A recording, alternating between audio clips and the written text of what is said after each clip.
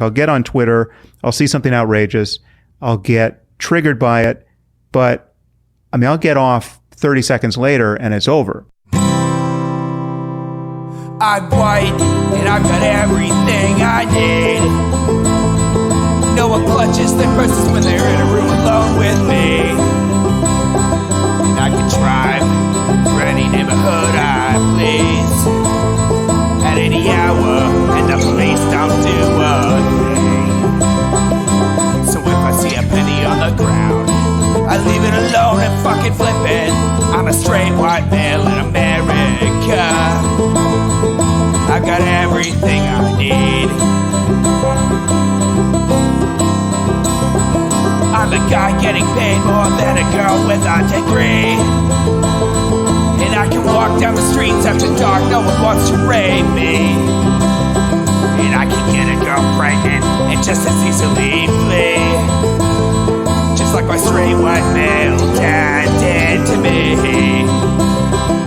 So if I see a penny on the ground, I leave it alone and fucking flip it. I'm a straight white male in America. I've got all the luck I need. I've got a pile of broken mirrors and I'm walking under ladders and I'm spilling tons of salt, but to me that doesn't matter, cause my skin and my gender and my orientation are the best things to have if you live in this nation. I recommend it highly.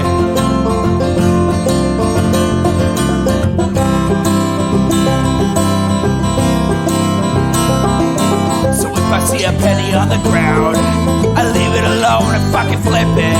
I'm a straight white male in America. I've got all the luck I need. Shit's gonna work out for me, cause I'm a straight white male in America. I've got all the luck I need. Hey everybody, welcome to the Intellectual Dollar Tree. We do the show live every Wednesday, 7 p.m. Pacific. Right here on Twitch, twitch.tv/Echoplex Media. So all of you podcast listeners, don't think we edit this. We don't. That's work. I'm producer Dave. You can find me many places. One of the main ones was Grindr. But last night you could have found me not only on my own shows here, but also on Ninetales Cosmic Fox channel. There was a panel about responsible platforming, and it was what it was. Tomorrow night, you'll be able to find me on Marcus's channel. That is Homozygote. I'll be there with Professor Q, and I'll be the only non-academic there, and we'll be discussing, I guess, what I call academic window dressing. And that would have been the name of this show, actually, if we didn't do Intellectual Dollar Tree, because that's what we cover, is a lot of academic window dressing. Yeah, that's me. And follow me on Twitter. You'll have to look for that shit, though. And I am HK Perrin. You can follow me on Twitter at HK Perrin. And I gotta say, you did really well on that panel last night. I was watching it, and I really enjoyed the discussion, and I enjoyed what you had to say. Yeah, I was getting frustrated, though, because I was never, able to finish what I was saying, because if I took a breath, immediately somebody would, step on me before I finished. And I back in the day, I would just be like, excuse me, let me finish. But now I'm just like, fuck it. And take another bong hit. Can I get a little more of your mic? Yes. How's that? Better? More. You want more? Is that good? Yeah, that's good. Okay, cool. Also turn you up a little here. We started a new show. We did. It's called How the Tech Are You? And you can find it on YouTube and your podcatchers. We don't do it live, so you can't watch us live, but we talk about tech news. We try to talk about the areas of tech news that don't actually get talked about much. My segment is about software engineering, and there's, as far as I know, there are very few people who cover software eng news. Yeah, there's very few. And there's a lot of Linux podcasts out there, but none of them focus on content creation. So that's sort of where I'm at so far anyway. We'll probably delve into other stuff, more mainstream kind of Linux news or whatever. And Matt's just kind of covering, I guess, electric cars and NFT grift and some consumer electronics news. Show's pretty good so far. We're still kind of finding our groove and stuff, trying to figure out what it's going to really be like. But we're getting there. And the audio, as always, is fantastic. So there's that. But yeah, it's called How the Tech Are You? And you can find it on YouTube. I don't know the URL because we don't have a vanity URL yet. You can also just find it on any podcast app. Yep.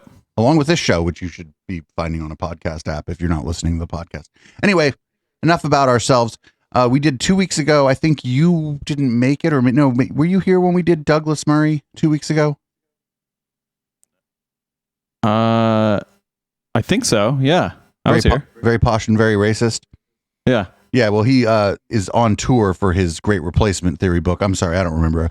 The Death of the West or whatever the fuck it is. Remember how the title, the book cover was even in a racist font? Well, because he's on his little interview tour for his book, of course he went on to the Sam Harris show. And this is called Western Culture and Its Discontents, a conversation with Douglas Murray. Before we start, is Sam going to do this? Okay. I'd put $5 on it. Yeah, it approaches it approaches 1, the probability that he's going to do it.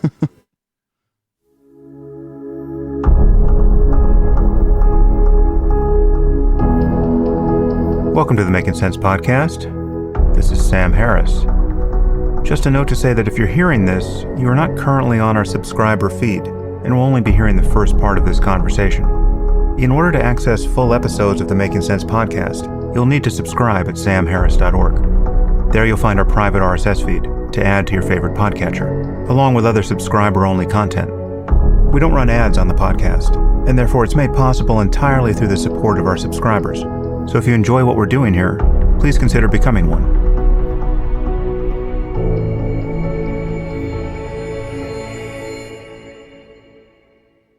Okay. Out there in the world. I think a brief comment on the immense amount of attention and controversy sparked by Elon Musk planning to buy Twitter. Seems like that is happening. It could still not happen, but... we listened to a guy from Ham Radio's Glory Days talk about that shit last week. Seems like it's more likely than not at this point. That was one of our better shows last week because we got to just dunk because that guy was so stupid. Weren't there some people that were pretty upset about it? Everybody always fucking goes. People go and tattle on us, dude. They go they DM other people in my little anti-IDW sphere. They tattle on us. But he's got a little crew, and his crew didn't like us. Yeah, they don't like us. They talked about it on their in their conversation pit in 1976. He was the moderator. No yelling. I have been fairly astounded by how much of what has been said about this on both sides seems to miss some obvious points. Again, from both sides. On the left, there's been a fair amount of hysteria around a billionaire, and one as outspoken and opinionated as Elon buying Twitter, and therefore controlling such an important media property. Well, billionaires control so much of what's important that there's nothing new there. And from the right, there has been a lot of celebratory nonsense about how much is guaranteed to change under Elon's stewardship. If I was going to summarize my opinion here, I think I'm agnostic. Could you just not, Sam? You're agnostic? You don't care? Well, then why are you talking? Why are you? There's some obvious things he could and should do, and I trust will do, like cleaning up a lot of the bots and not doing some of the very stupid things that Twitter has done in the service of its moderation policy in the past. The people on the left that think that Twitter did not have a problem such as with heavy-handed moderation either weren't paying attention or agreed with that heavy-handed moderation for ideological reasons. Right. I mean, literally someone got kicked off for life, I believe, for tweeting men are not women. Right. That was considered hate speech in the context. So the tweet didn't exist in a vacuum. The person was tweeting all kinds of anti-trans shit all the time. Yeah. the last tweet of theirs that got took down was the one that said men aren't women, but they had other tweets that were subject to Twitter's moderation prior to that. And so Twitter's terms of service, because I got into it with somebody about this, if you could imagine that. It talks about patterns of behavior in addition to like individual bad acts. And that's it. They were kicked off for a pattern of behavior, not for an individual tweet.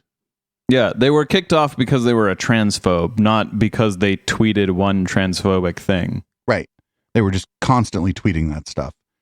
But like, whatever.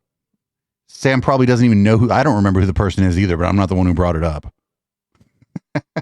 Context in which she tweeted it. And meanwhile, ISIS and the Chinese Communist Party, I mean, all of these groups have accounts in good standing at that point, right? Yeah, like how bad do you have to be that ISIS can keep their Twitter and you can't? That Right. ISIS is tweeting less incendiary things than you. And him, like, the other thing he did there that I don't like is the Chinese Communist Party, whether you like them or not, they're an official government of one of the most populous country in the world. Yep. It is a little ironic that they have a Twitter account, but nobody in their country is allowed to. But we'll set that aside. Right? Let's maybe that's the problem there.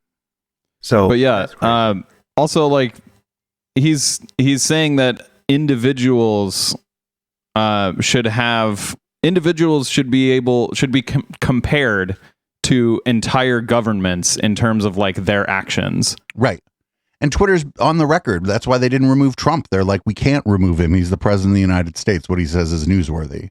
And then they eventually removed him. So that's probably their stance on the CCP. Also, the CCP is on there just doing CCP propaganda. They are not trying to stir up the pot on our culture wars, at least not openly with their official account. Who knows what they're doing with other accounts, right? Yeah.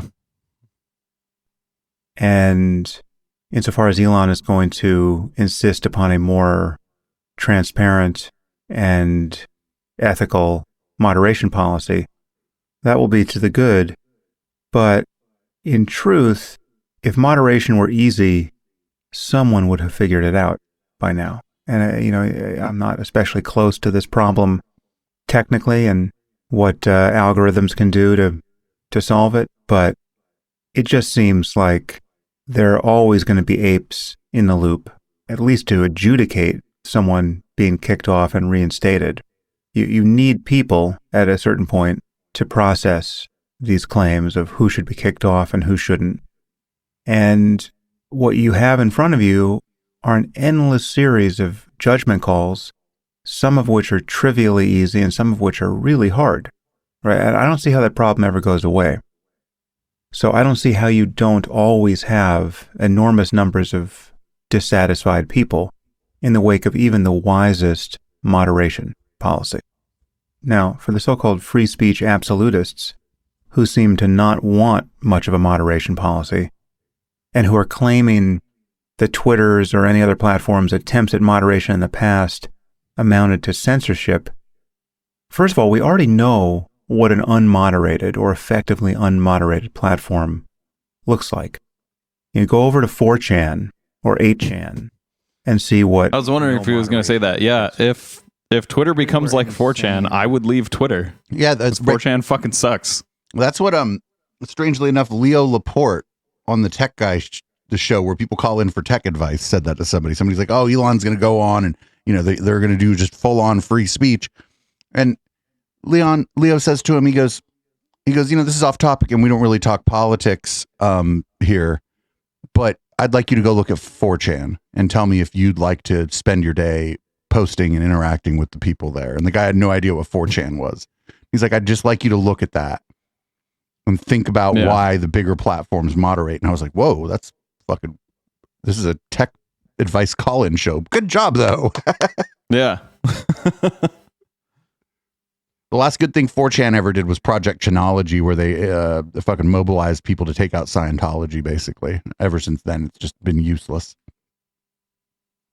moderation policy parts ways with the First Amendment.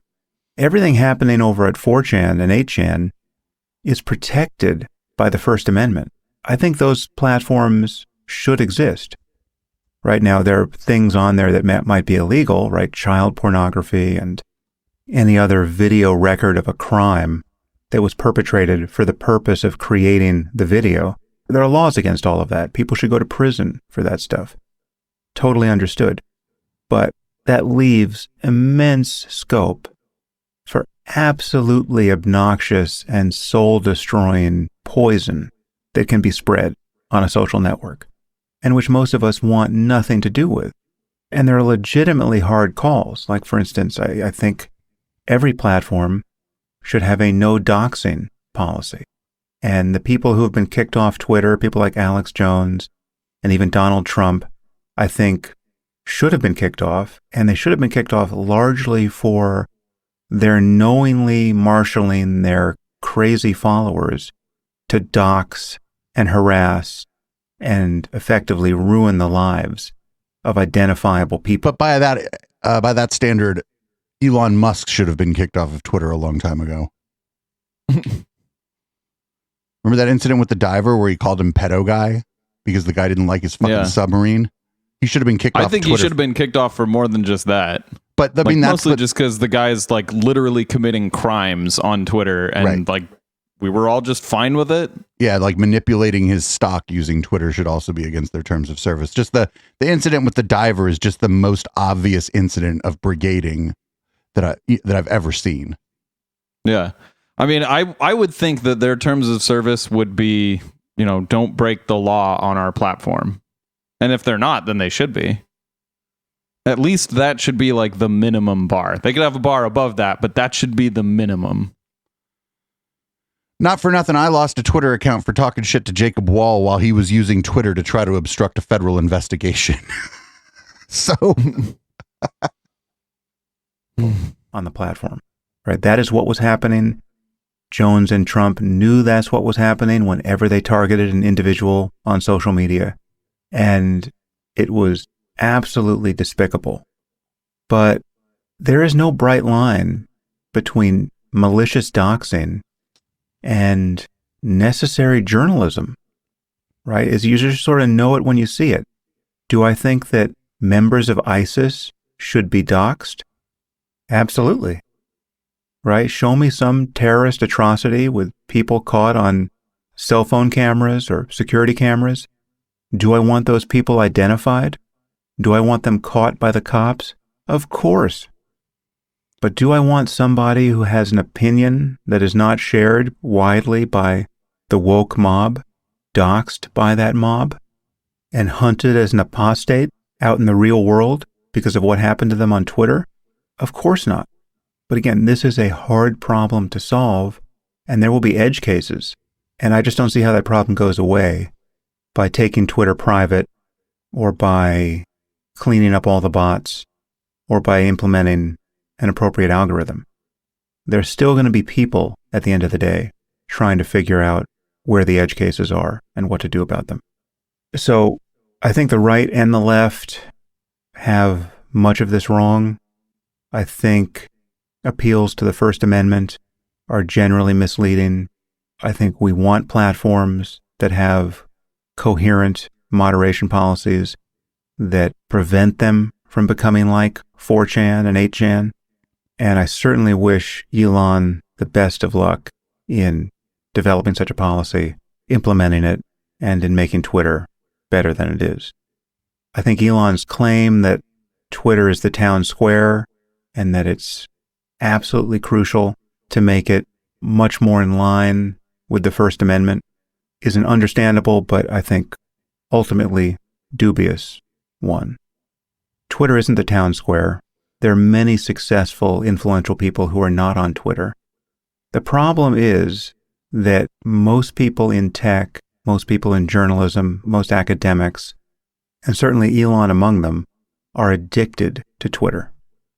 And I think it's pretty clear, or it should be, that... Are most academics really addicted to Twitter, or is he just mad at a couple of them that make fun of Sam Harris? I'd say most academics aren't on Twitter, or at least participate mildly. Right. Maybe participate as a function of, their employment at the university, where they post about what's going on at the university, maybe what work they're doing, research wise and stuff. But the thing is, he's going to see the academics who are addicted to Twitter, because those people are going to see him and he's addicted to Twitter. It's like the Spider-Man meme, right? Yeah.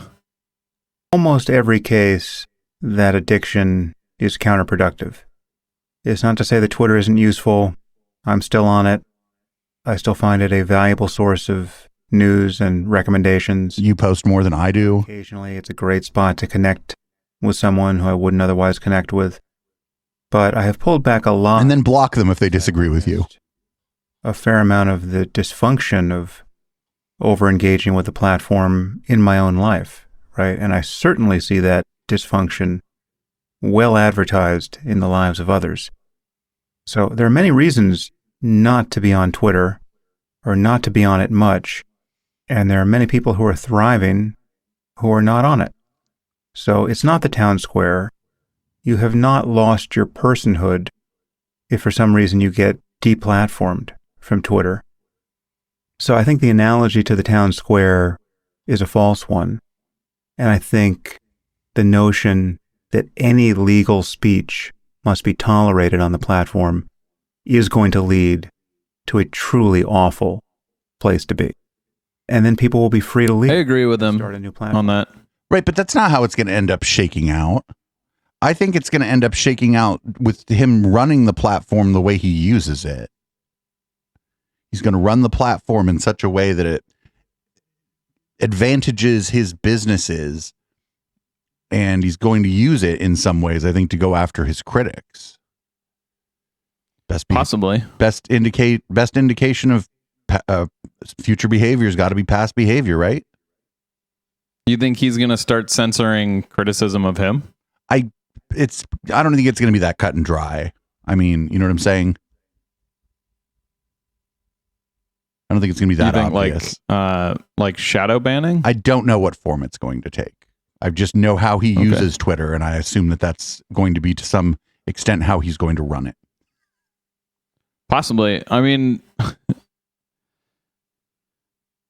I don't think that there's really much that he could do that would be good. Like, at least there's nothing he's said that he would do to the platform that I think would make the platform better. So, I don't know. The likelihood that he's going to make it worse, I guess, is like higher than the likelihood he's going to make it better. Anyway, this topic comes up, however briefly, in my conversation today. And in the end, there'll be much more to say about it. But I think creating a social media platform that actually works, that becomes a place where smart, well-intentioned people are wise to spend their time, I think that is a really... Like, what the Twitter? That's never been Twitter. That's not even what it was for. I hope someone solves it. Anyway, those are my 2 cents. And now for today's podcast. Today I'm speaking with Douglas Murray. Douglas is a friend who's been on the podcast before. A eugenicist, a great replacement conspiracy theory peddler, a racist. He's the author of several books. All of the above. Recently, The War on the West, which we talk about in depth. His previous books were The Strange Death of Europe and The Madness of Crowds. He's also an associate editor for The Spectator. He writes for several other publications. He's immensely prolific. And as you'll hear, he is always great to talk to. We get deep into his book, The War on the West. Before we do, I go fishing for some areas where we might disagree. And actually, this question of moderation on social media platforms is one of those areas. We talk about the problem of hyperpartisanship on the left and the right. And why would you talk to a caustic right-wing partisan about the problems of partisanship on the left and the right? I wonder what he's going to say about it. Primacy of culture. We talk about the problem with Trump and use the Hunter Biden laptop controversy as a lens there. Oh, great. Is one of these two people going to explain to me what the story is of the Hunter Biden laptop? Because I've asked, I don't know, 500 people now. Just could you give me in like a paragraph, what is the story around Hunter Biden's laptop? And then I think I could give it to you. There was a laptop that was turned into a computer repair shop, and the computer repair person claims that it was Hunter Biden's laptop and that he left it there. Right, but it's like somewhere in the northeast of the country, and Hunter Biden was living in Los Angeles at the time. Like, do you? I told you all that I know about it. What I'm saying is, like, no, I understand. Maybe I was wrong. Tell it to me in a way that makes sense. Oh, I can't do that. Okay, cool. Yeah. We talk about the deplatforming of Trump and Alex Jones specifically. And then we get into the topic of his book proper. We talk about the new religion of anti-racism, the problem of inequality, the 1619 Project, the history of slavery, moral panics, the strange case of Michel Foucault, and other topics. Anyway, it's always great to talk to Douglas. I hope you enjoy this conversation as much as I did. And I bring you Douglas Murray.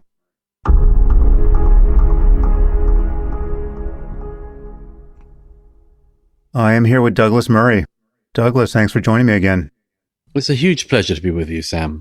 So, we have a lot to talk about. I was, first I should apologize to our listeners for canceling the live Zoom event, which had been scheduled for this podcast. But as I told you offline, the house across the street from me was being demolished. And rather than have sounds of the apocalypse intrude upon our recording, I had to forsake my Zoom recording space in order to go just for the pure audio experience. So there we are. I'm in New York, Sam. What, you couldn't run Zoom in a different room?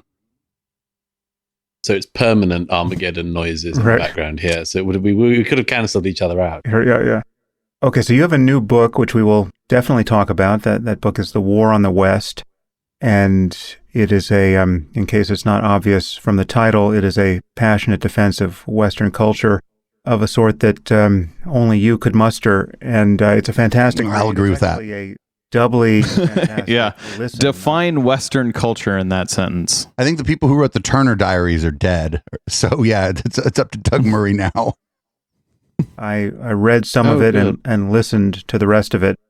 And as I did with your last book, I can't remember I don't think I heard the audio for The Strange Death of Europe. That wasn't done by me, sadly. Okay. Yeah, only this one and Madness of Crowds have been done by me. So both of those, The Madness of Crowds and your new one, The War on the West, you read, and it's one of the great pleasures of having ears and a brain to which they're connected is to hear you. I mean, reading your own stuff is great, but to hear you reading quotations from people you deem to be either insane or sinister, and giving it the top spin of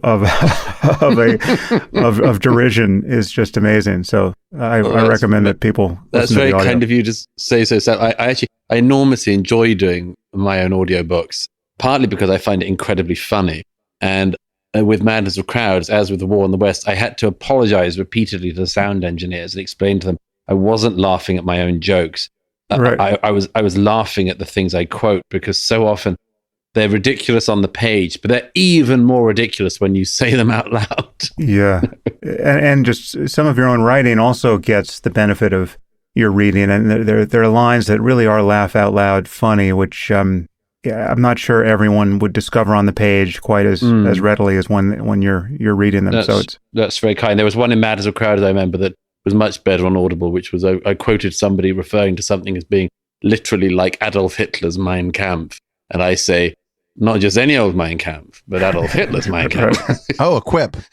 It's much better in audio than on the page. Yeah. So you had a tremendous amount of fun at the expense of the left, and we will get into that. But one thing I noticed when I announced this conversation, when I announced the Zoom event, I got some of your hate mail on social media. Is it unusual to say the author's name when you're talking about someone's book? Yeah, I don't know. He thought it was hilarious though.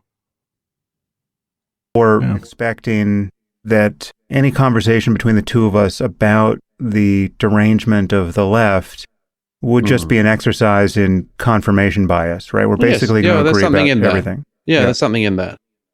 Yeah, and so I think it would be good for us to remain alert to any areas where we actually might disagree. I mean, I think we will fully agree, perhaps with tiny little shadings of gray somewhere when our attention is directed to the left and to the topic of your book. But I think if we talk about the right at all, that we may find some differences of opinion. Sure. I mean, one area of difference for me, and maybe we can just start here, because I do see, again, we totally agree about the central problem in its leftist form, but I do see a similar thing happening on the right, and you don't tend to focus on it. And I guess I do have a general question as to why, but let me just spell it out for you.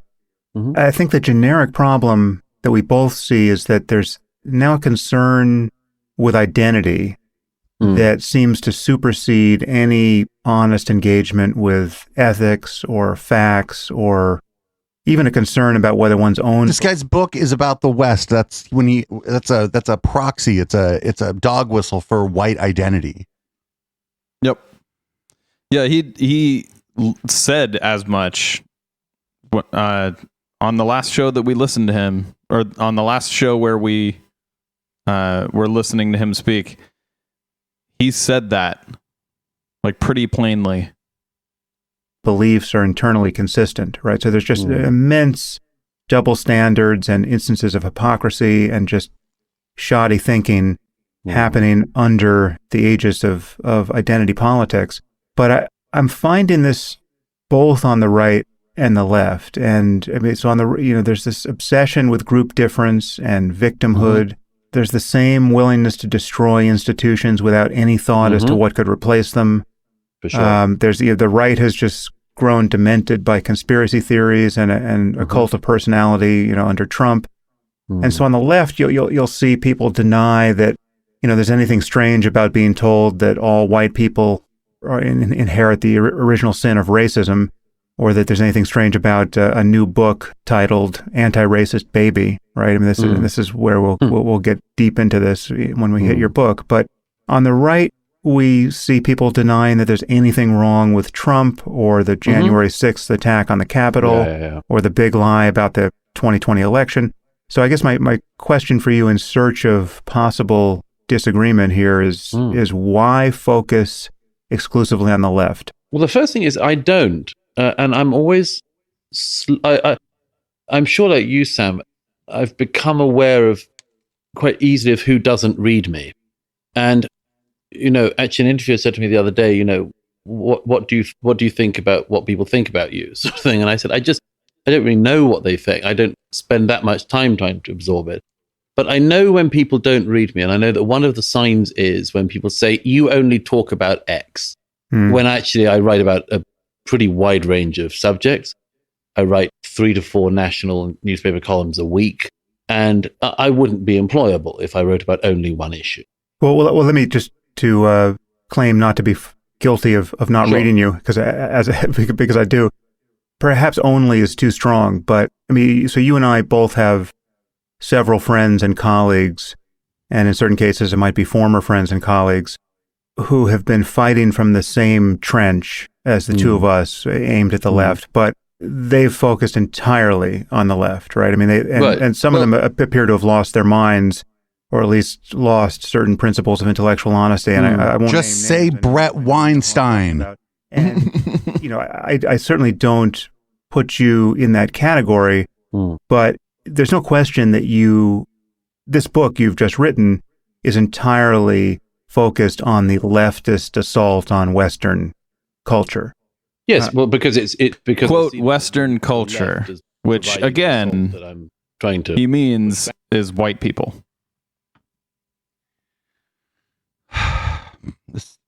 But they don't like identity politics, HK. Yeah, like the assumption that Western culture is somehow perfect can't be improved, shouldn't ever be modified. Like, why not delve into that assumption? Well, he'd have to have someone on with him who would delve into that assumption or make him do that. And whoever that is, he probably already blocked.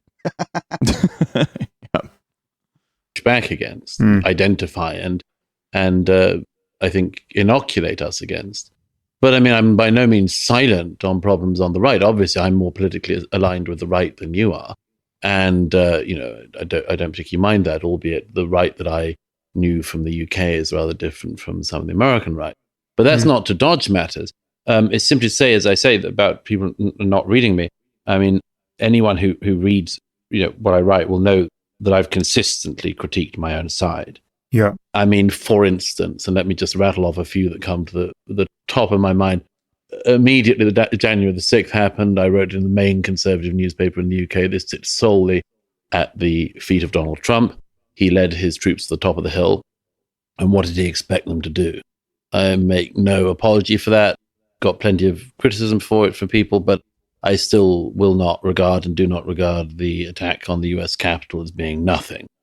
And have consistently said that, among other things, whatever happens with... So like a thing that didn't happen in his country by people who generally wouldn't be part of his tribe, because they certainly, you could say a lot of things about the people who did January 6th, but Posh, probably not one of them. So...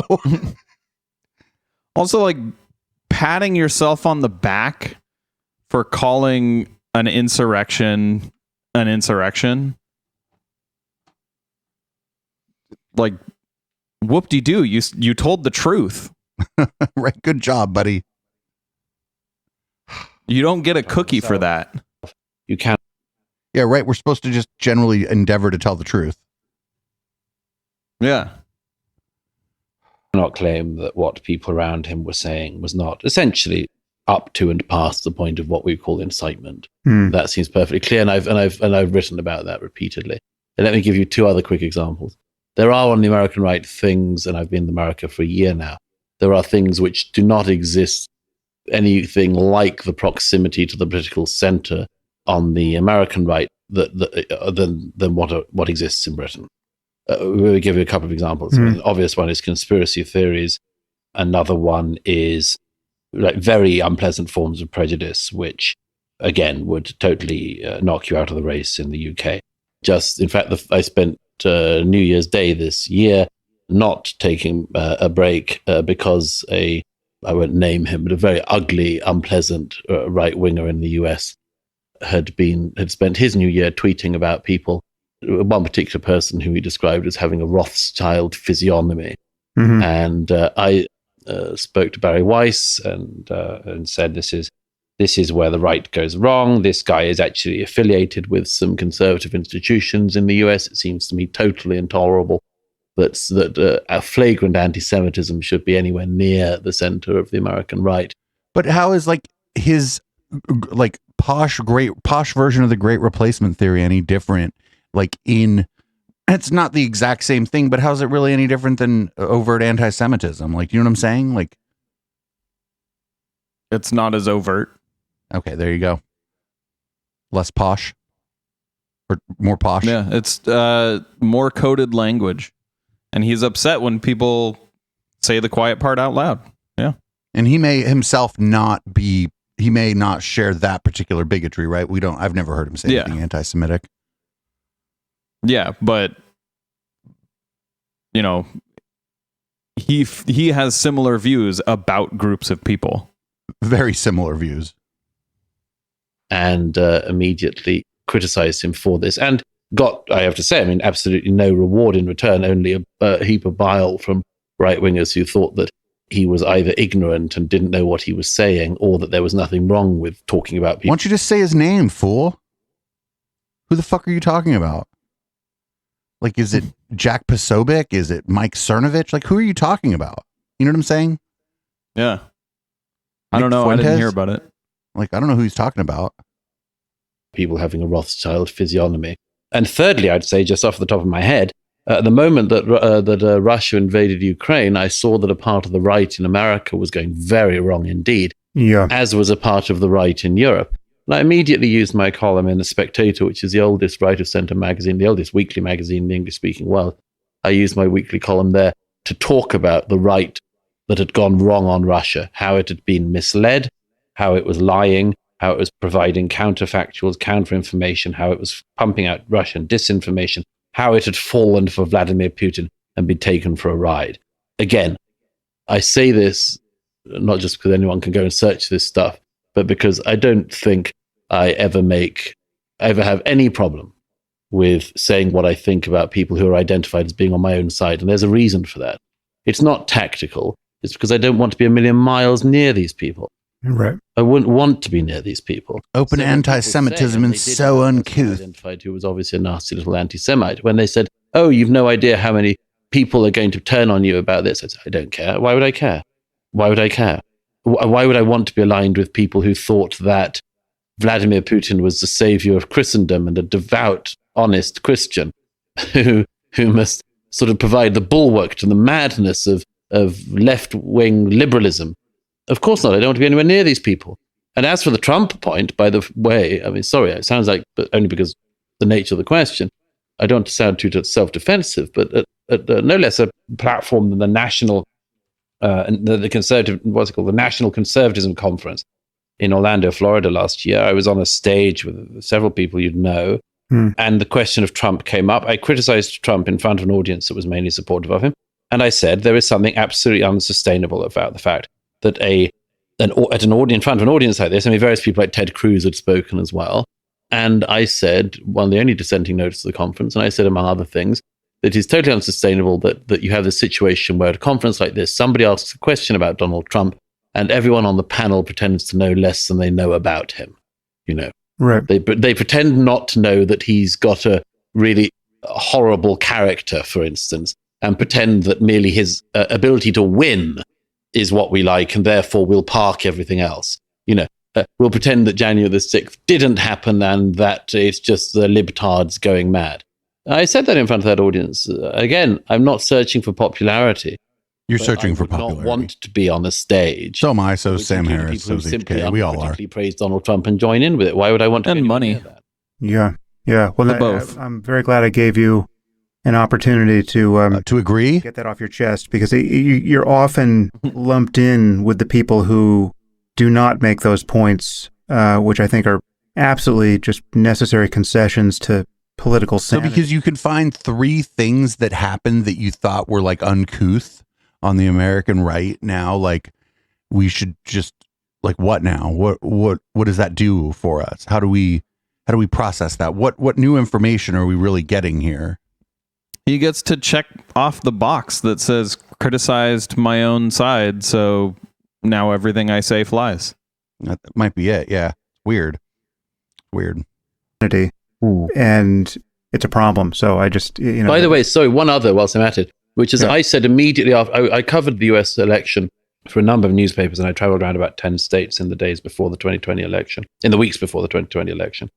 Went everywhere from, sort of across the country, covered a Trump rally, in Florida. And the minute that the results came out, the right started to lie about them. I said then, and again in The Spectator, I said, this is going to be a real problem for us because these people are going to waste our time for years. They are going to waste Yeah. our time with his conspiracy. I'm trying to do a eugenics and you're Don't doing a realize they're not conspiracy wasting theory our about time, the they're election. wasting Get the fuck out of here. The crucial mistake that always happens. Like, I feel like part of it is As because some Democrats his do. popularity and his income stream doesn't depend on him being popular in the American right. So he's like, oh, I'm so better because I can call out what they're doing. But it's like, call out some of the bullshit that's happening on the right in Britain. Right, the Tories. What are the Tories doing that you don't like? The thing is, say what you want about the Tories in the UK. They're not the American GOP, right? Like, they just aren't. Yeah, for sure. But like,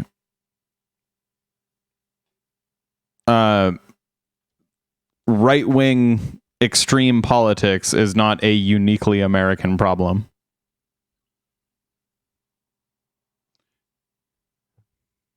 I'm dealing Right now, with it certainly people seems on that a way, daily though. basis who are just happy to smear me dishonestly.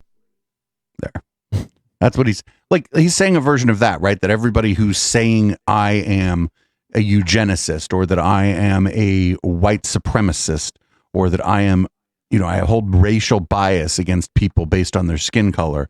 Oh yeah, well, I thought Trump was uncouth. Yeah. And it's like, okay, cool. You can find one thing that you're upset about that Trump did, but like, how about the racist shit that he said? Are you upset about that? Oh, no. See, that's the thing, right? It's all about form, kind of, right? He didn't like the overt anti-Semitism, but I'm telling you, I think a lot of people, a lot of like sort of sophisticated racists have decided that Jewish people get to be white now. Do you know what I'm saying? Like, Yeah. whiteness is like constructed. It's constantly constructed by our society. For a long time, Irish weren't white, even though their skin is very pale, and Italians didn't get to be white for a while.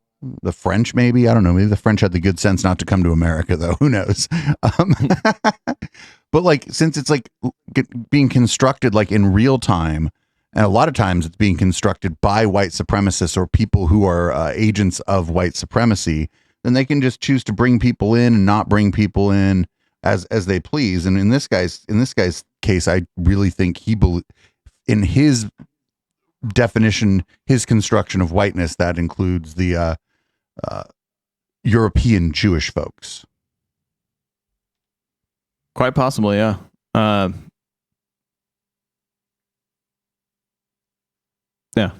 16.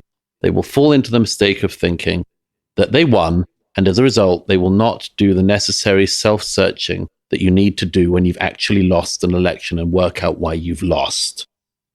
So it's to their own fault as well. It both demeans their opponents and it demeans themselves. I said that straight away. Yeah. So let's again, before we dive into the left side of the chaos. No, we should focus on the right for sure. Yeah. No. I just want to see if I can find the generic essence of our problem first. I mean, I think we both actually, yeah. If they just kept are worried focusing on the crazy shit on the right for a little while, because there's a lot to go around. That would be pretty cool.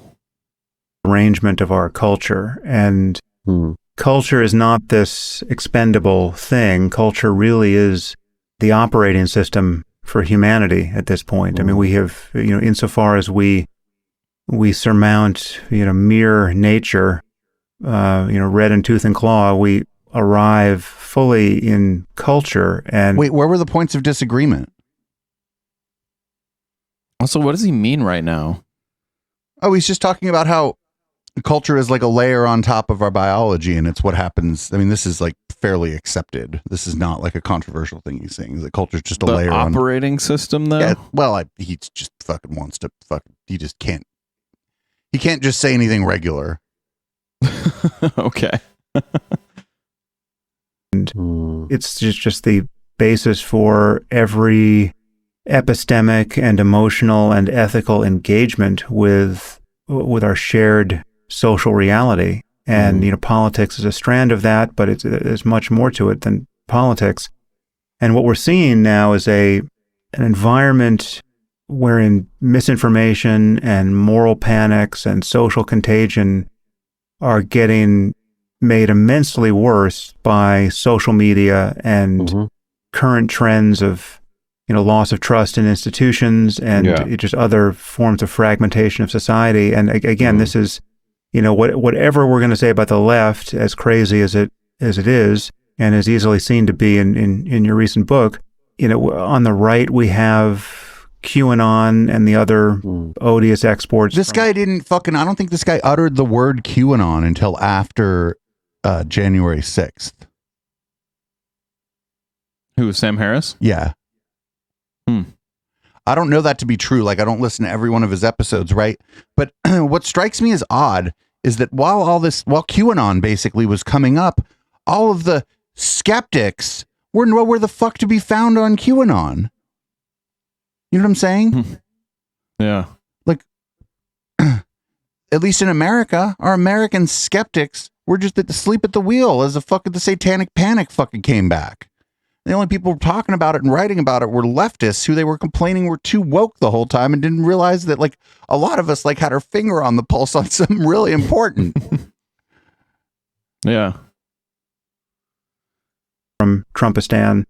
I mean, just the amazing thing on the right. I mean, the moment I can't forget, and really it was the point of no return for us, I thought, politically, was when we had a sitting president repeatedly not commit to a peaceful transfer of power in the event that he lost an election. Right? He was given multiple opportunities to do this, and he refused. And the Republican Party was okay with that. And I mean, this precedes January 6th, right? And all the knock-on effects of that. But just in the run-up to the election, when we have a president who won't commit to arguably the most important norm politically in our system, upon which everything else that matters is anchored politically, and that the Republican Party just swallowed that without comment. It seemed to me to be, it was a sign that we actually could lose our democracy in the hands of this buffoon. And I mean, I know you objected to that at the time as well, but it's so many people who will delight in the contents of your book and who want to hear everything we have to say about the craziness on the left just didn't care about that, and I'm just, I say several things. I mean, I hate to say it, but Sam made a really good point to him right there. And I did a discussion on video about where the left goes wrong, which was a discussion which I thought was really very interesting, very generative, and because of this idea that Jordan kicked off, which was, we sort of have a clear idea of where the right goes wrong politically and playing games of racial superiority, for instance, authoritarianism and much more. We don't have an absolutely clear blueprint, by contrast, of where the left goes wrong. And I think that's a totally accurate statement. And I think that it is a big problem. Where is it in collectivism? Where is it within the social justice movement that the left starts? How do you end up with the gulag? And we had a very interesting discussion. I would suggest to you that the gulag was not a result of some sort of social justice project that went too far. I'm not a historian here, but the gulag was the result of an authoritarian regime putting much more like what Sam was just talking about. Right. It's like just because they have a leftist economic system doesn't mean that there's not like far right authoritarianism happening in the society at the same time. There's governments and societies are complicated. Stalin wasn't a fucking social justice warrior. What the fuck? Like, you know what I'm saying? Like, yeah. The Soviet Union was incredibly anti-Semitic. Like, about this. And one of the things looking back on it, and I've said this since, including to Jordan, I said this to him indeed when we did a discussion, a podcast on his podcast a couple of days after January the 6th. I said, when we did that discussion several years ago, we did it in the belief that it was clear where the right went wrong and that the right was therefore unlikely to go wrong. And we can no longer make that assumption. We're having to revisit those statements, those basic underpinnings that we thought everybody had. We do actually have to revisit them. And we did, by the way. And again, I don't say this by any means to search for praise, but neither Jordan nor I got any particular love from followers for this. Yeah. But I said to him, this is a very important thing, that two figures who are more identified as being on the right than the left, certainly, make it plain that this is where the right goes wrong. And the discussion we had included us, I thought, rather helpfully, helping each other to the following realization. I think the best way I could sum it up is, I said, if you went back 5 years from where we were then to say like 2015, and you said there was going to be a time in 2020 in American politics where a significant amount of the right is going to believe the following: that no media is telling the truth, that no politicians tell the truth, that the law courts are all totally corrupted, that every one of the intelligence agencies is totally corrupted, that the ballot is totally corrupted, to the extent that an election is going to be stolen. But you have one great virtue on your side. There is one virtuous man in the Republic. And you know who that man is? It's the dude off The Apprentice. Yeah, it's Donald J. Trump. Now, if somebody would have told me that, I'd have been, listen, it's a little far-fetched. But we had just started doing the show, and we were just starting to see just starting to explore in a lot of ways. We're doing the Sunday show, starting to explore in a lot of ways groups of people that were becoming completely disconnected from reality. It's like when Pizzagate was kind of doing its thing. Yeah. And it was spread much further than when that had happened before, because it was using the internet as a vector to spread. You just said that to anyone in 2015. They just said, oh, sorry. And also the vice president, Mike Pence, he's also completely corrupted and not a conservative. If you just said that to somebody in 2015, they just said, you're a maniac. Yeah. How is that going to happen? How am I going to end up in a position where the only man who I'm going to trust and possibly turn up to the Capitol and risk my life for and risk other people's lives for is Donald J. Trump, like of all the people. Yes, yeah, that's a point I've almost made before in the final. Had this guy never heard of Sarah Palin before?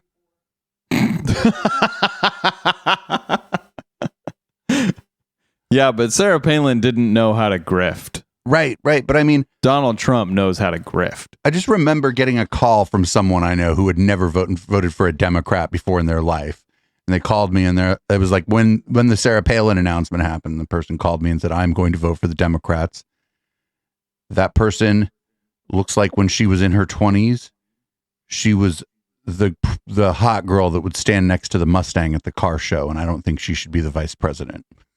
I was like, well, that's not really the reason not to vote for her. It's because she's crazy.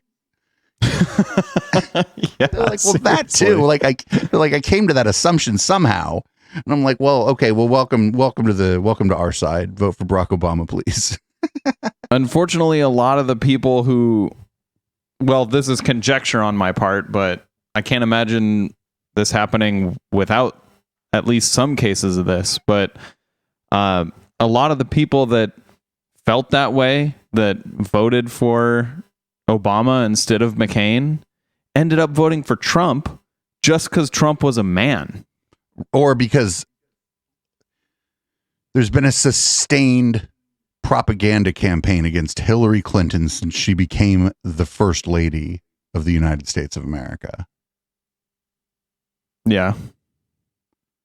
That certainly played a part, but a lot of people, I think, just wouldn't vote for a woman. Especially a woman who there had been a sustained propaganda campaign against for fucking 25 years. And I hope that has changed. I hope that 20 years. Or I hope that I'm wrong.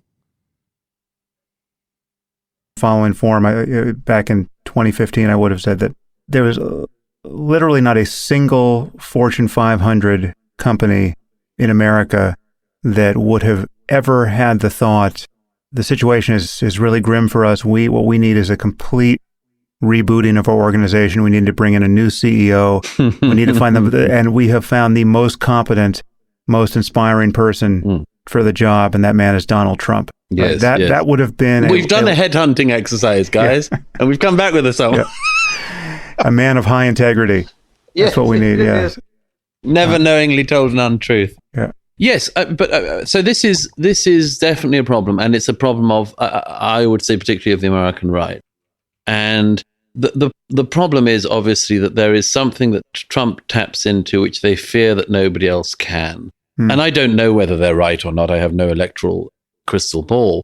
What I do know also is that there's one other instinct which is worth highlighting, which is that for some years, I think, in the cultural realm and others, there was a perception on the conservative side that conservatives had played too nice.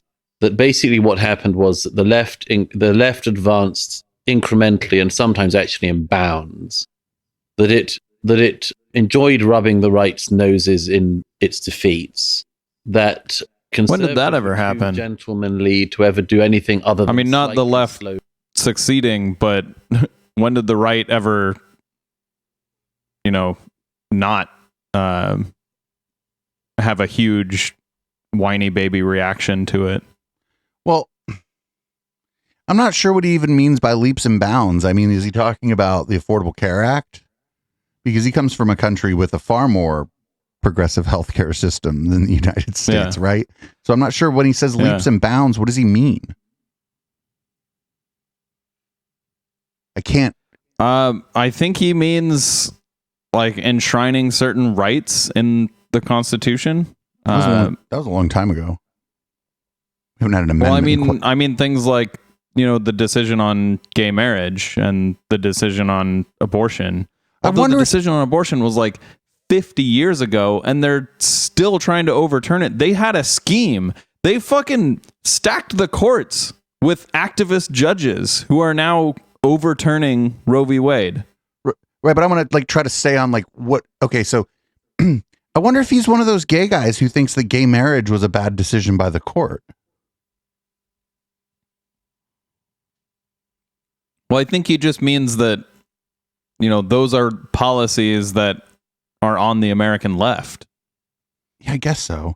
It's not leaps and bounds, though. America's behind the times. I wouldn't consider it leaps and bounds either. Right, America is behind the times on the healthcare thing still, and we're right in the middle of the pack, kind of on gay marriage as for countries that legalized it and whatnot. So slow down that progress of the left, or to fight the next battle they were going to lose, and that this was the sort of trajectory of politics. Now, again, I'm not saying whether I agree with it or disagree with it or whether it's true or not. That was a perception on the right. And that the point that Donald Trump came along, as far as it seems to me, and by the way, I tried for most of his presidency not to write about him, because I thought that since everyone on the planet had a thought, it wasn't particularly worth my while adding to the melee. And I thought the same with Brexit, incidentally, after the Brexit vote happened. Not that they're connected. But I tend not to, if everybody on the planet is writing about the same thing, I tend not to want to join in the cacophony, and also because it seemed to me there was relatively little to add. But just to return to this point, that there was this perception on the right, particularly in America, and they did something which I think is both understandable and reprehensible, which was to essentially choose as a tool of fight, a weapon of fighting, the weapon that they believed would most upset their opponents. It effectively goes to that instinct to hurt your enemy, not to just win, to kick them in the balls. And Donald Trump, I want to get that clipped. Kick them in the balls. Right, very posh. Or a section of the right suddenly got excited about that. They got excited about the fact there was somebody who took the fight to the enemy, who, literally calling them the enemy, who would derange the other side. All that sort of liberal tears sort of thing. Yeah. It was rejoicing in it, saying basically, we're so fed up because we've spent years being bullied, and so we're going to have some fun being the bully. And that is, as far as what does he mean bullied, though? Does he agree with that, or is he just saying that's what happened? Because if he agrees with that, then what is bullying about?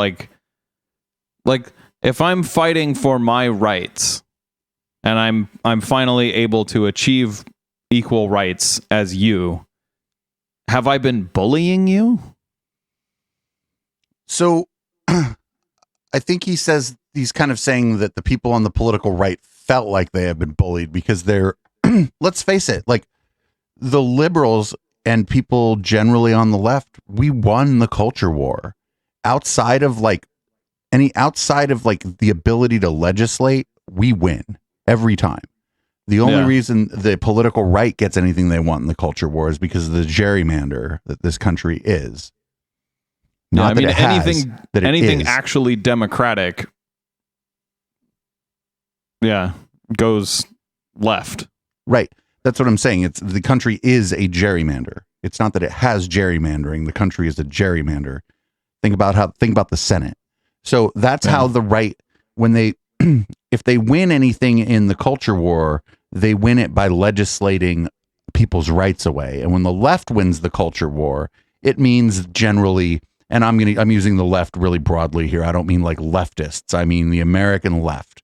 Fucking Nancy Pelosi all the way left of her. So when we win, it's Will and Grace being one of the most popular TV shows. When we win, it's Lil Nas X, a young black gay man with demonic imagery and all his shit, being one of the most popular music artists.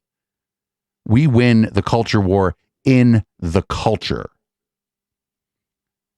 They try to and go. And he's saying that the people on the right felt personally victimized by that. Or victimized as a group by that, like around that. But that would then again be like identity politics. But it's like,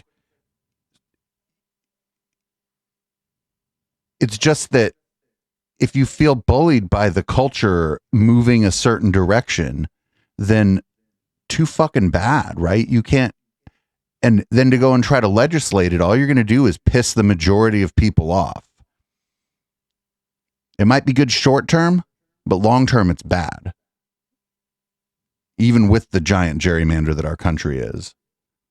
So yeah. I'm sorry they felt bullied by Will and Grace or whatever.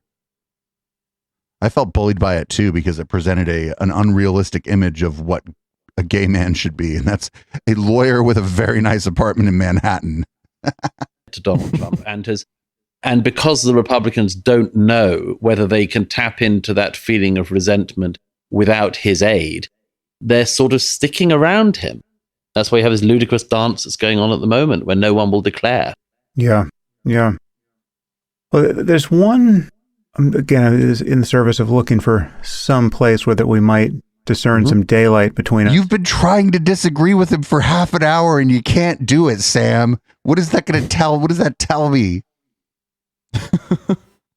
Well, so far there hasn't been a whole lot to disagree with him about, because he's been criticizing the right. But like, that's also not what his book is about. And Sam Harris is like having this guy on to talk about his book. Sam Harris should be criticizing the things in his book. Well, so the other thing is what they're criticizing on the right are like just the most obvious fucking things. Yeah. And it's all about like tone and the way people are behaving and sort of people's affect and stuff. They're not talking about policy or attitudes about race or attitudes about people who are different or whatever, which are my criticisms of the political right are generally those three things. Not, oh, they're so uncouth. You know what I'm saying? It's like, the policies on the right tend to result in economic disaster. You know, slashing the taxes on the rich tends to result in huge wealth inequality, which is a bad thing. And like, even if the people at the top are making tons of money, like, you can say that the economy is doing great because look at how much money we're raking in. But like, when poor people are just left to die on the streets, I would say your economy is trash. I think there's going to be very little, but there's one instance that I am genuinely undecided about. I mean, in the rubble of our information space, one thing stands out to me recently. I don't know if you've written about it, or I think I've heard you comment about it briefly on a podcast, but the Hunter Biden laptop scandal, right? Mm-hmm. That is I genuinely don't know what I think should have happened there, because let's just summarize the state of our knowledge. Oh no, they're going to try to explain the Hunter laptop. Yes. Watch them fail to do it too. Watch this. Watch them fail. Well, he got on a plane with 1 or 3 laptops, took him to a guy who was visually impaired, but he knew it was Hunter Biden. Why would you? Is that it was treated like a product of Russian disinformation at the time. I was telling everybody it wasn't Russian propaganda. Russian propaganda makes sense. A bunch of former intelligence chiefs signed a letter saying this is, classic fake news out of Russia. And it was treated like, pornography journalistically, and suppressed by social media. Twitter, I think, delinked the New York Post's account. I think you couldn't forward the story any longer. That's right. And all of this was done immediately before the election. This was some kind of October surprise. And at the time, I didn't know what to think about it. I didn't know any more than anyone else knew who was being denied access to the information, except I did know one thing, which is I didn't care if Hunter Biden had severed heads in his basement, right? Mm. I mean, there was literally nothing you could have told me about Hunter Biden that would have been relevant to me when the goal was to keep Trump out of office at that point, right? Because it was just, I did view Trump, given, the aforesaid non-commitment to the most important principle of the survival of our democracy, I viewed him as an existential threat. And given what had happened in 2016 with Comey reopening, the email, the case into Hillary Clinton's emails, we know that, though her failure to win the presidency was certainly overdetermined, we know that in the last 11 days of the campaign,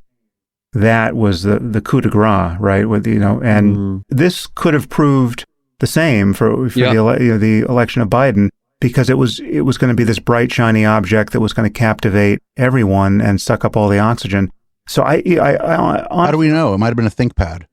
Those are Matt. I don't know what I think should have happened there, because I think you and I will agree that there really is a problem when you have our preeminent sources of journalism pretending that a significant story is in fact a non-story. I guess I should close the loop on this. It's recently been. It wasn't a significant story, though. In an article, I just have some thoughts here, and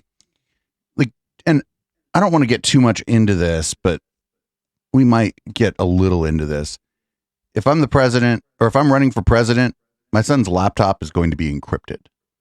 There are going to be IT people who deal with all of my family's computers, even if my son is off doing crack. Right? I am going to have people handling that. Yes, but you grew up with computers, and Joe Biden didn't. Well, he had a staff. I'm not even sure his staff grew up with computers.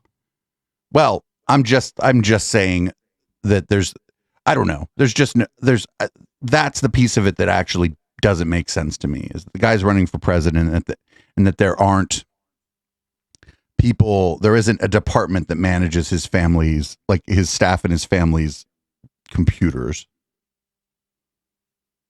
Even if that was his computer and everything found on it was his, there was still nothing there that was incriminating. And it certainly didn't nothing in there that was incriminating against the person actually running for president. Yeah. He's just even if it was incriminating, which it wasn't, it's incriminating to Hunter Biden, not Joe Biden. Right. He's just a fail son. And far as I can tell, he's a much more cool fail son than either of the Trump kids, either the Trump sons. But fucking the young one has some time to be as cool as Hunter Biden. You get him, Barron. Very little oxygen that, sorry guys, this really was a story, and it was legitimate, and there are all kinds of heinous things on that laptop. Yes. And who knows to what degree it suggests the corruption of Joe Biden and the Biden family in their engagement overseas. So I don't know how you feel about that, but I don't know what the counterfactual is, what might have been done differently that would have been within bounds ethically, journalistically, but it's just I don't know what I would change about the past with respect to that story, given the outcome. I should declare an interest. I do write a weekly column for the New York Post, which was the paper that broke the story, of course. Mm-hmm. I wasn't actually writing for the Post at the time, apart from occasionally, and now I'm a regular. So I just add that as it were, just in case anyone thinks there's a conflict of interest. But I had no involvement in the Hunter Biden laptop story, but I know the people who were involved in it. I think that it was a catastrophic mistake to silence the Post, America's oldest newspaper, at that moment. I thought it was a decision by a few big tech companies who were basically helping Biden out to win the election. The contents of the laptop, there's a good book by a colleague of mine at the New York Post, Miranda Devine, who did a lot of the work on the story, one of the people who had access to everything on the laptop. There's a very good book about it now called Laptop from Hell. which if you read or even you read excerpts from, you'll see that the problem is not, I mean, I should stress, I'm not that pro-Orient a person. And I actually have and I mean, nobody's not pro-Orient, but I genuinely have no interest in the rather sad private life of Hunter Biden. And I would have thought, I kind of want to party with him. Would have got caught up with that. People looking at dick pics and falling asleep with smack beside him and this sort of thing. I have no interest in that. And I don't think it would have made any serious change to the election. That wasn't the real story. The story was, as you mentioned, the fact that Hunter Biden had been making money, among other places in Ukraine, to the tunes of hundreds of thousands of dollars a year, to sit on a board of an energy company in a discipline he doesn't have, in a country he doesn't know, in a job he wasn't doing. Now, does that matter? You might say no. What matters, as comes across in some of the emails, which now not only the New York Times, but the Washington Post has said, okay, the emails are true. And by the way, they could have done all of this back then. It wasn't hard you could have called up anyone who was on the receiving end of any of the emails, of the many emails that are on the laptop, and say, is this actually an email from Hunter Biden to you? And they could have confirmed or denied. It would not have been a hard story to have chased up and followed up, as the Post did then. But none of the rest of the media came in behind. And the things that are on about the business thing should concern people. I mean, I think the top of American politics is more corrupt than almost any other civilized nation, it has to be said. There is something outrageous about the amount of money that can be accrued at the top of American politics, both during and after. And is he aware of Russia? Or just every country, actually? Has he heard of Russia? Or just Earth? That's why the aliens stopped visiting us and putting things in our butts. They're like, y'all are too corrupt. We're out. Maybe he considers Russia to be not a civilized country. But like he may think that America is more corrupt than Russia. Then so what? Like I don't know. I mean, I don't know. This is now they're not even talking about the laptop. Do you know what I'm saying? Yeah. I can't imagine anyone thinking that America is more corrupt than Russia. Like, exclusive to any one party. I think that it is. I mean, whenever there's a financial scandal in the UK, by comparison, it is laughable. You know, $15 changed hands. Yeah, exactly. Somebody there was. You know whose administration was squeaky clean? Barack fucking Obama. And you know why it had to be? I'll let you figure it out. We'll let you, the listener, figure out why Barack Obama's administration had to be squeaky fucking clean. The backbench Labour MP at the time who got into incredible trouble because she expensed a whirlpool bath that cost. There was a time that he wore a tan suit, though. America, he looked fucked so good in that tan suit too.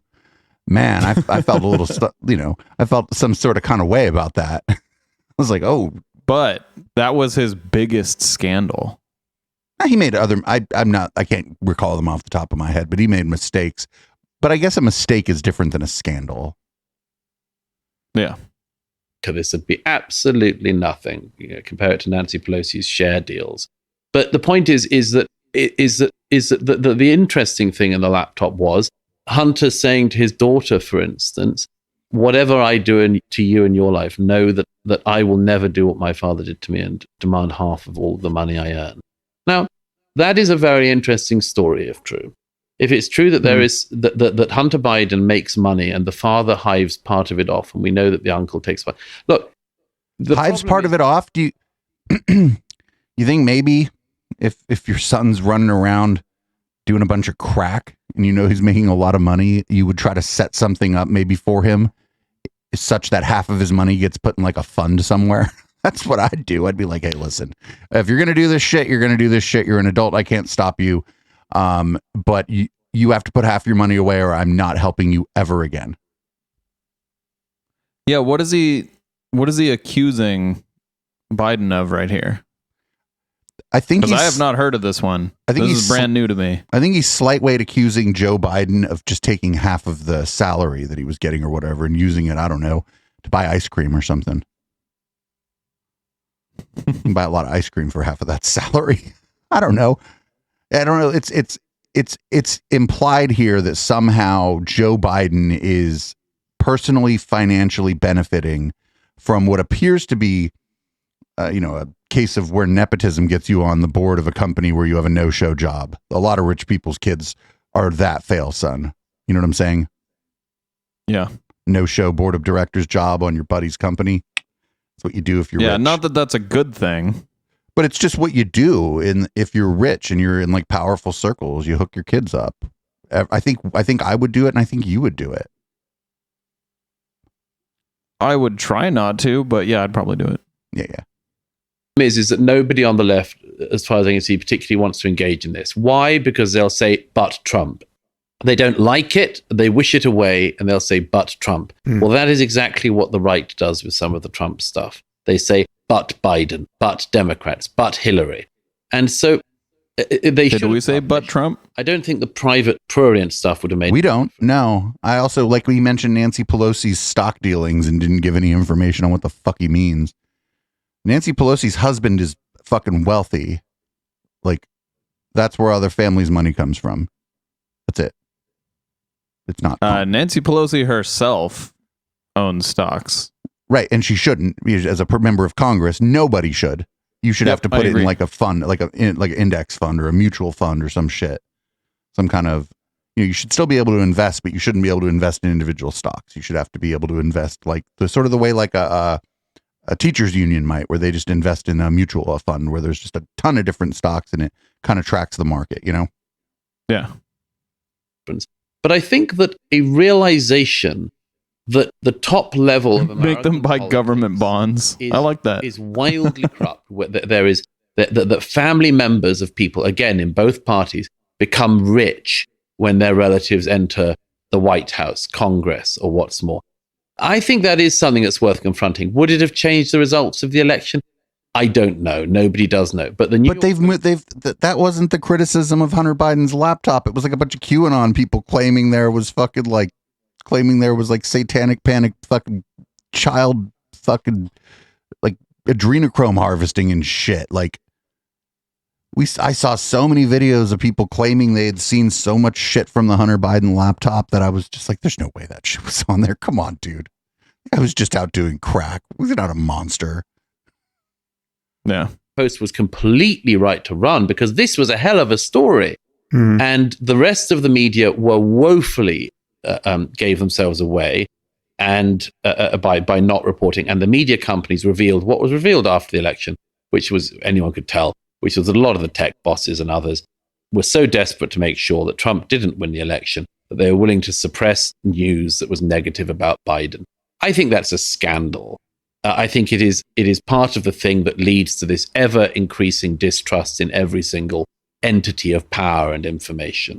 Yeah, no, I agree. I just think that Trump, given his, I would argue, treasonous non-commitment to the most basic principles of our democracy, he's a singular problem that had to be solved at that moment. Well, I actually agree with Sam Harris there that it's like, hey, sometimes basically what my version of that would be like, if I was to grant that the tech companies squashed that story because they were worried that it would do what the Hillary's email story did the time before, which that's why I think they squashed it. I think they were going to squash any kind of blockbuster story about either of the candidates that came out right before the election because of what happened with Hillary's emails 11 days before the election, the time before. But Sam might be making an argument here that I don't really necessarily disagree with. It's that, like, if you're a person that has the power and you just saw the president say that if he lost, he would peacefully transfer power, and that made you very alarmed, then you might use your power to try to prevent that person from getting the presidency again. Yeah. And I think that would be reasonable for someone in that position to do that. I don't think that that's what happened. No, I don't either. They thought they thought they were going to get caught out for spreading fake news again, right? Yeah. That's what they thought because the story didn't make any sense. Yeah. That American democracy, let's take the idea of Trump being a kind of stress test of the American Republic. The American Republic survived him. Now, you might think it was closer. By the skin of our teeth. I do. By the skin of our teeth, but it survived. Court survived. I mean, so far.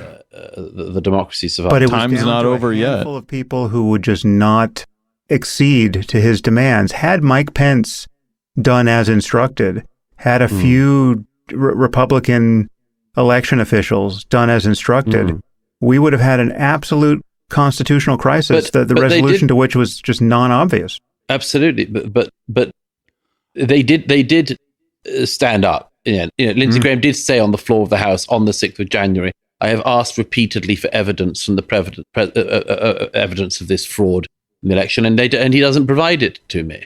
So I agree that too many people went along with it. There were mad theories going around.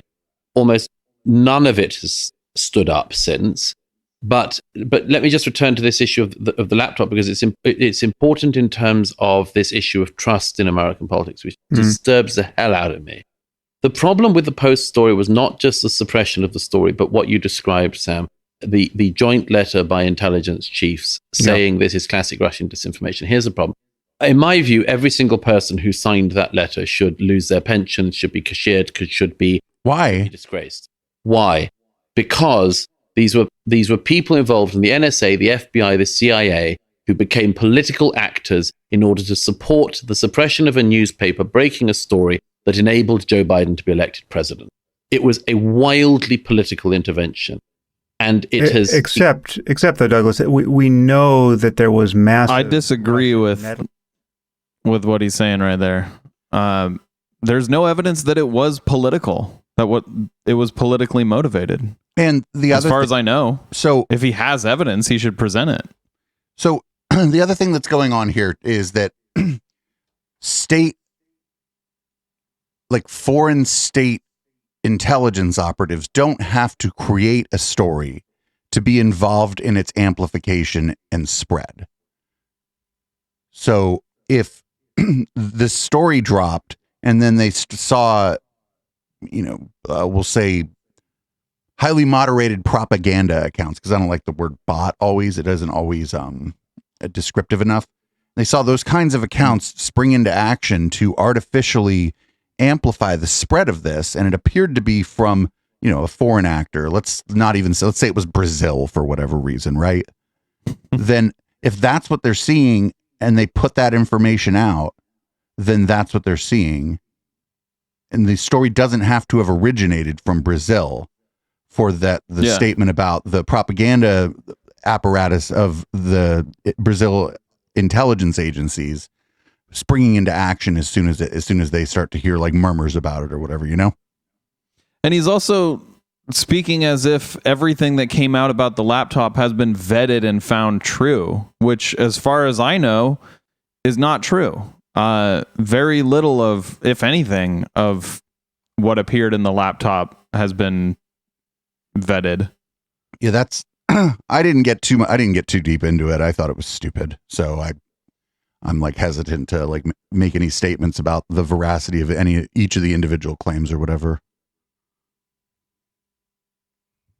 Except though, Douglas, we know that there was massive Russian meddling into every aspect of the conversation. I mean, on social media, with the hacking of the DNC. Oh shit, Sam said exactly what I said. Holy shit, what's going on here? There was a continuous assault upon our democracy with a kind of information warfare campaign from Russia. So it was certainly plausible to think that this might have been Russian compromat of some kind. It's not a crazy allegation. On the contrary, I think it is. I think that both sides have wound themselves up in American politics in recent years and politicized institutions that should never have been politicized, and have overemphasized this allegation that the democracy has been hacked. The Democrats did it immediately after the 2016 election. Again, it's not a popular point to make to some Democrat listeners, but that's because all of our intelligence agencies said it happened. Right. Like, does he disagree with that? Does he think that our intelligence agencies were wrong, that Russia didn't have a sustained campaign to put Trump in office? So I don't know. I think they kind of win either way during that election. Do you know what I'm saying? If Hillary scrapes by, then they can start ramping up the propaganda against her. And if Trump wins, then they get someone who they think might be persuadable to some of their positions. So I think there was like no losing for them. And that's what the point of propaganda is you don't lose either way. Do you know what I'm saying? No matter which way a particular election goes or whatever, is once you're propagandizing a society from outside of it with the goal of, destabilizing it or whatever, if you win either way in an election. Because you think Hillary wouldn't have been a good target for them for 4 or 8 years? Hillary was a good target for them. But part of his ability to get away with it, I believe, came from the fact that there were so many Democrats who were not willing to believe that he had been legitimately elected in 2016 either. In other words, what I'm saying is, you might say it's a 1% injection of falsehood or a 5%. We weren't saying he was illegitimately elected, though. We were saying there was interference in the election. Right. And the interference wasn't necessarily with the voting machines or whatever, right? It was propagandizing the society. Yeah, like no one ever said that the election of Donald Trump was rigged. Except Donald Trump. Right, which is weird because he won. Who said there were like 3 million illegal aliens who voted in California. Right. It was weird. Or something. It's called being a sore winner, right? Yeah.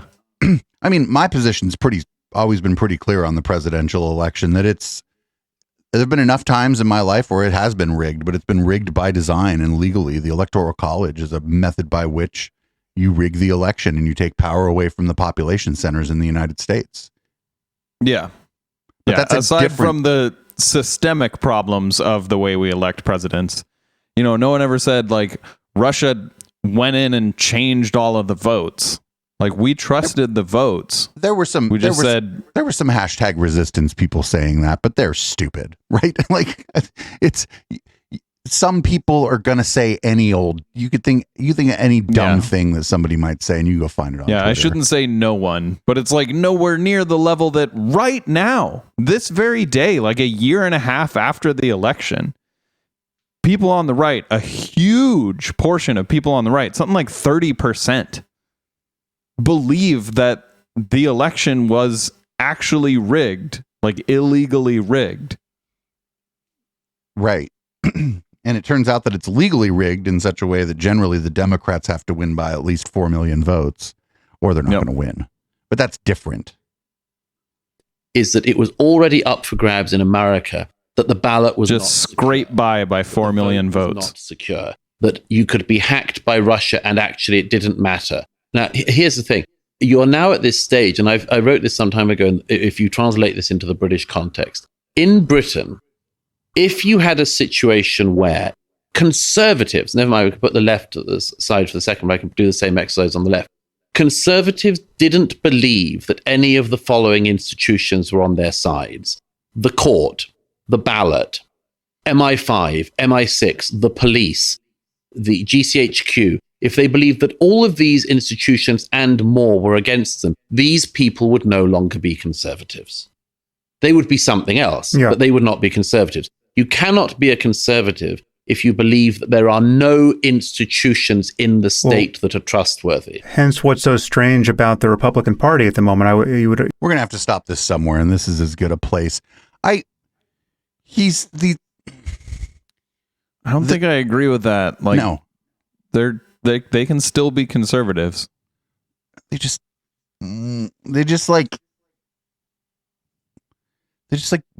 don't understand conspiracism and conspiracy movements. That's all. It's just like Douglas Murray doesn't understand it. And to my shock, actually, I thought Sam Harris had some understanding of it. And we've watched a few of his podcasts post January 6th, where he demonstrated almost no understanding of conspiracism and how conspiracy movements propagate on the internet. And that's what's, I don't know, what he's going to say exactly next, but left out from the analysis here is conspiracism. Conspiracism almost requires that you think that all the institutions are against you. And as conspiracism got meme streamed on the American right, like in the years leading up to Trump and under Trump, because Trump was positing conspiracy theories all the time. The call wasn't coming from inside the house. The call was coming from like the White House. And so the call was coming from the desk phone that you were looking at. Right. And so like this is just lacking from Sam Harris's analysis of what happened on January 6th and leading up to it. And it's just, I find it interesting that he's a skeptic. I thought that with the biggest quotes around that. But I thought that was the job of the skeptic movement, would be to help recognize these things. And they were just all fucking asleep at the wheel during QAnon. I think I said it at the beginning of the show. They were just all asleep at the wheel, fucking worried about blue-haired people. I think somebody in chat was saying they were worried about blue-haired people. We've gone way over. HK, do you want to read this show out? All right. Well, thank you for tuning in. Thank you to our live listeners. Thank you to those on the podcast. This is Intellectual Dollar Tree. We do this every Wednesday at 7 p.m. Pacific. Tune in on time to see us on Twitch, or tune in on the podcast whenever you want. After this show, we do Red Light, where we'll continue talking about stuff, and we usually don't release that as a podcast. So if you want to catch that, come to us live. That's Wednesdays at 7 p.m. Pacific. And this is Boomers by Periscope.